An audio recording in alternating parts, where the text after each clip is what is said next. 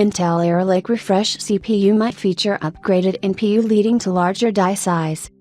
Intel might incorporate an upgraded NPU in its Arrow Lake Refresh CPUs for desktop and laptop platforms, which will come at a cost.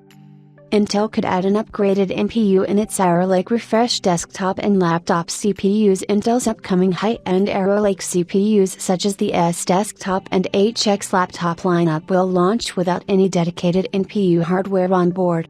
The NPUs will be limited to Intel Arrow Lake H/U and Lunar Lake chips, with the Core Ultra 200V chips offering up to 48 TOPS that almost match the 50i TOPS offered by AMD's Strix APUs.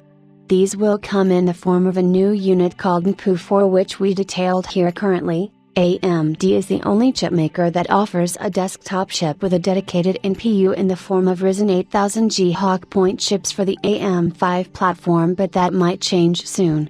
According to @JK, who has been very active with Intel-related leaks, Intel is planning to incorporate a dedicated and upgraded NPU within its desktop and high-end laptop line of chips under the Arrow Lake S and Arrow Lake HX platforms.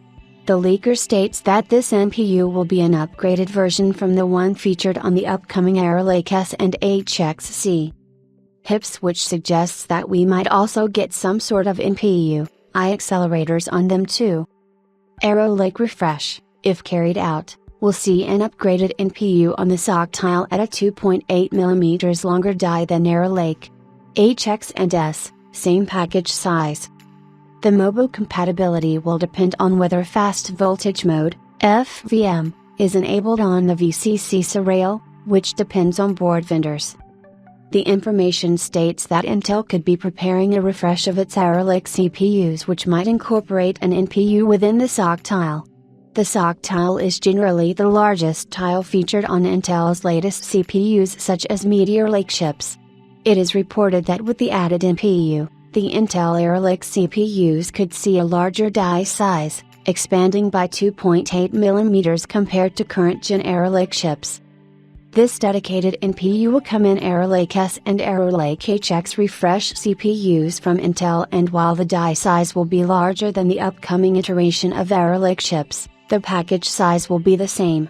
So the chips won't require major socket changes, BGA and LGA.